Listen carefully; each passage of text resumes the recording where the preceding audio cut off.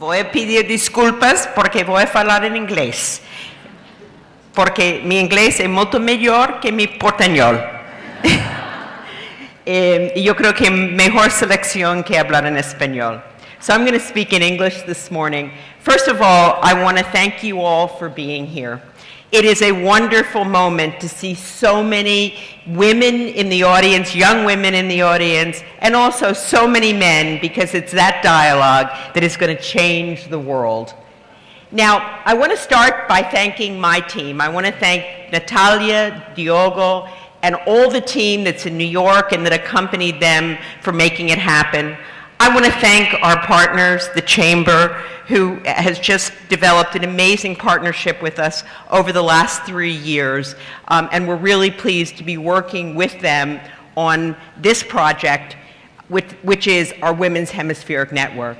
Now, let me tell you just a little bit about our Women's Hemispheric Network. I think there's a video at some point, but in any event, our Women's Hemispheric Network was actually started in 2012.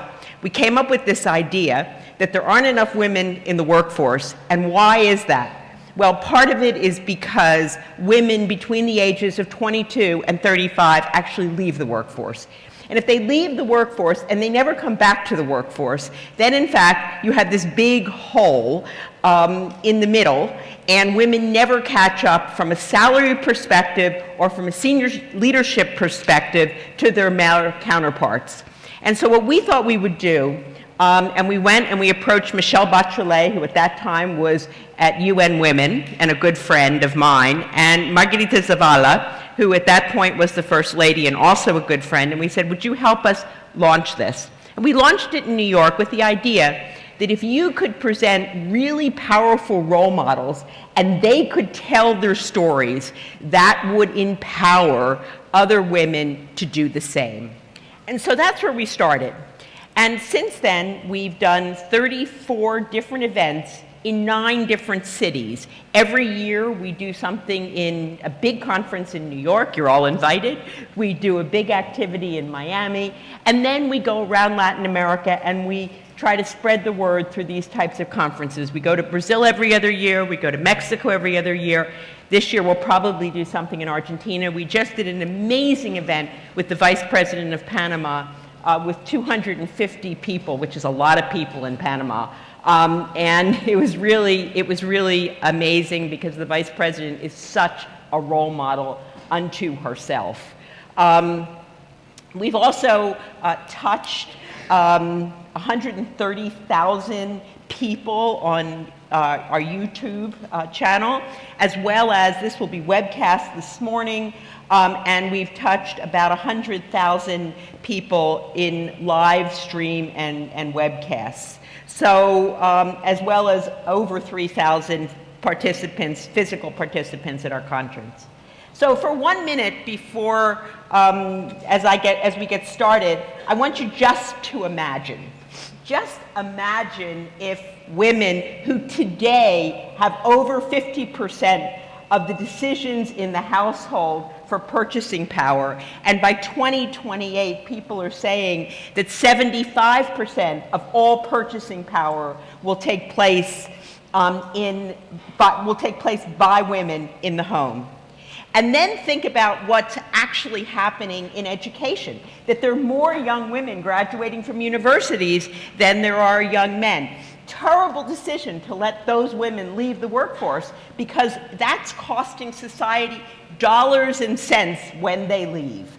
So imagine that all of a sudden, if you had parity in the labor force. Luis Alberto Moreno actually talks about the fact that if women stayed in the workforce in Latin America and had labor parity, that GDP could rise 16% across Latin America. So what's holding back? Let's look a little bit at what some of the actual statistics are. So 34% sorry, I'm a little tired today. In the US, women hold about 20% of all the board seats in the Fortune 500 companies. Overall in the US, however, they only hold 16% of the board seats. But in Latin America and Brazil, only about 8% of board seats are held by women, and about 5% of the actual executive director positions are held by women. So imagine what a world would look like if we could double or triple, or in my view, actually go to something like 30-some% of women. Now, Brazil today ranks 90th out of 144 countries on gender equality. So gender, according to the World Economic Forum. So Brazil has a long way to go. And I will just give you two examples. I was at two events during last week in New York, both of them related to, Brazil Person of the Year. I was at one lunch with 75 people and 6 women, better than the year before where there were only 2 women, and better than the year before that where I was the only woman. And then last week, you were there as well, I counted the women sitting on the dais. There were about 200 people in the room, and there couldn't have been 10% women. And that just can't continue to be. That has to change, not because it's right, but because it is right, but it makes enormous business sense. So the opportunity, as you know, in Brazil, there's just been created quotas for legislative positions, government positions, but also quotas for the amount of money that women can receive as candidates. There are also, across Latin America, there are enormous movements to create quotas. I struggle with whether or not we should have quotas or not every single day, and I think I kind of come out on the side of you should have what I call transitory quotas just to kind of boost the population, and then you should remove them. The United States does not have quotas, but I don't know if you've noticed, if you've read the New York Times this morning, women did incredibly well in primaries across the United States. In fact, in a Democratic primary in the state of Georgia, the first black woman was nominated as governor, and that is in the entire history of the state, and pretty much the history of the South of the United States.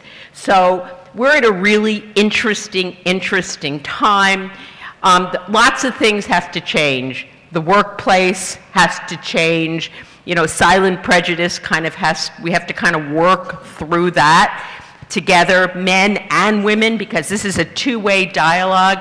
I think we have to work, at least I believe, we have to work at home to ensure that men also realize, fathers, that they have a role to play if women are going to be out there in the workforce doing what, making a lot of money and helping to dramatically support the family. And I think, a lot of work has to be done at very early education. I think that the way you change the world is not by obviously you have to talk about it now in your workplace, but by helping young boys, your sons, learn about equality at home. And so while I think, and I'll just make one other comment, and that is there's been a lot of discussion about declaring how much women make versus men. I think one of the things that's really, 2 points that are really, really important, and we'll come back and talk about this later, is disaggregation of data. So you can't just say 50% of the women in the that 50% of the workforce are women. You have to say how many women CEOs are there, how many women VPs, how many women managing directors or however your company works on it. You have to disaggregate data so you can really see what's going on. And then you have to create financial incentives. I'm on the board of Scotiabank in Canada, and all of our top managers have goals, and it's incorporated into the way that they are compensated to meet those goals of making sure that enough women are mentored and are brought along to VP and director positions.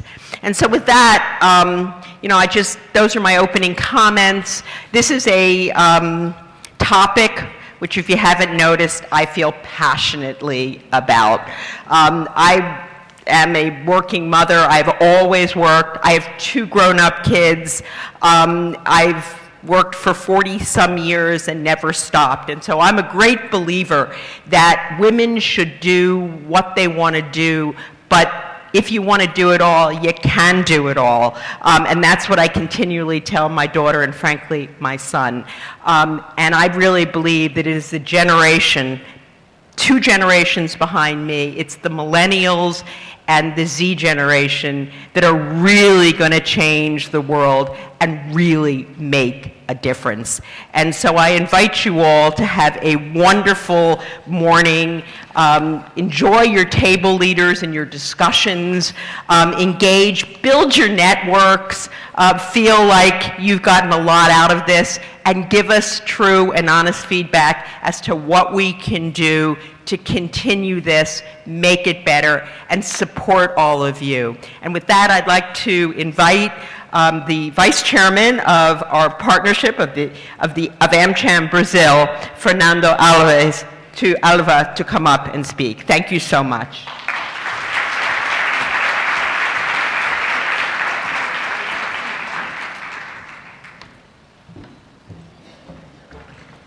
Thank you very much, Susan.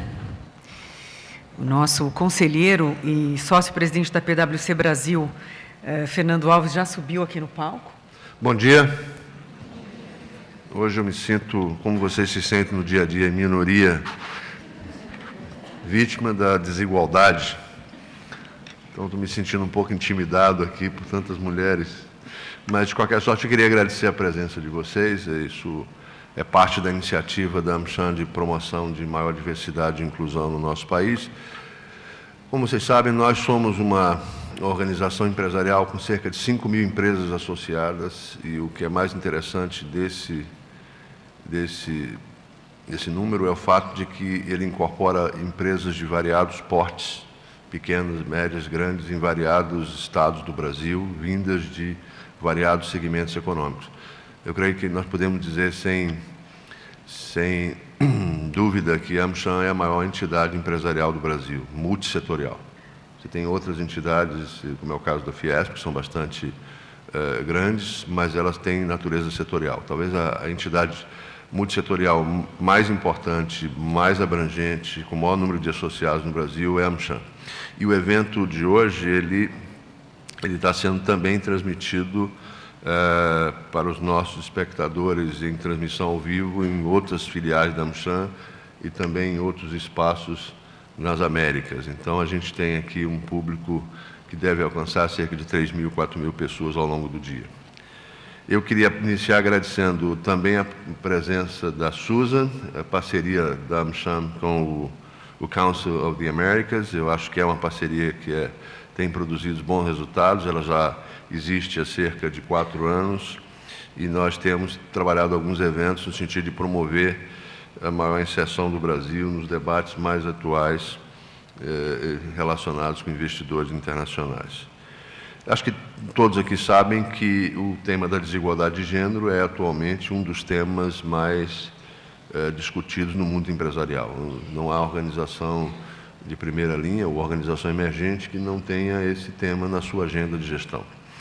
Uma pesquisa que foi feita há algum tempo atrás pela Amcham revela, com cerca de 350 gestores no Brasil, revelou que para cerca de 76% deles o tema da diversidade e inclusão, da necessidade de maior equidade de gênero estavam presentes nos seus tópicos, na sua agenda de desafios. E na avaliação de cerca de 80% desses gestores, o tema de promoção, quer dizer, equidade nos processos de mobilidade era um desafio importante. A pesquisa também identificou que, para promover em maior grau a equidade de gênero, eram fundamentais enfrentar 2 temas que eram emergentes e prioritários. O primeiro é a equidade de salários e benefícios. Parece estranho dizer que, a despeito de todo o esforço que nós estamos fazendo, o fato de nós estarmos no século XXI ainda se verifica em organizações a falta de equidade em processo de remuneração e benefício entre o homem e a mulher.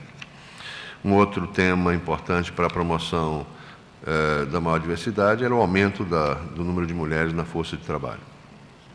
Então, hoje nós temos uma excelente oportunidade para debater esses temas e eu convido vocês a preencher a segunda versão da pesquisa que está na mesa de vocês, de forma que possamos ter dados mais atualizados em relação a essa questão.